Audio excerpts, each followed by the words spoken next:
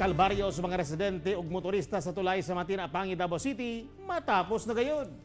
Kinitungod kay nahumana ang gitukod nga Bailey Bridge sa may kilometer 6.5 sa maong barangay. Panghinaot sa mga motorista nga tuloy-tuloy na ang pag-construct sa dakong tulay sa maong lugar. Aniya ang report.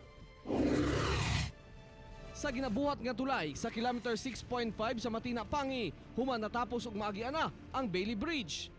Kay maagian naman, dili na sila maperwisyo pa sa mabanlas nga overflow bridge panahon nga mubundak ang ulan nga makapabaha sa lugar. Finally, natupad na gyud nato atong saad sa mga katawan sa kilometer 789 diri sa Matina, Apangi na mabutangan gyud nato sila og Bailey Bridge.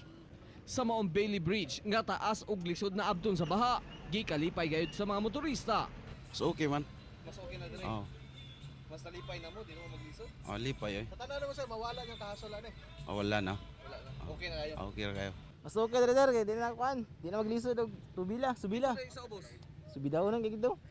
One lane kini hinuon, duna may taga City TMO og personal sa kontraktor nga mobantay sa lugar.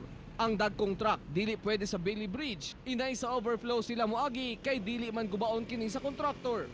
Ang sistema nato ang mga service vehicle diri gyud to pag-ihon tanan.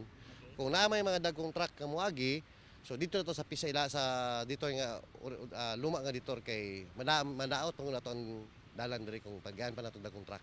Mapadali na usab kuno ang paghuman sa ginatukod nilang dakong tulay kay wala na sagabal o gaberya.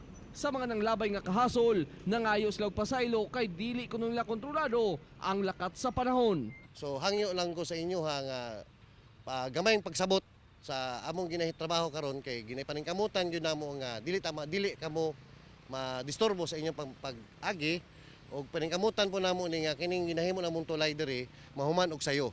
Kauban si Melchor Awing sa kamera. Ako, si Real Soroche para sa One Mindanao.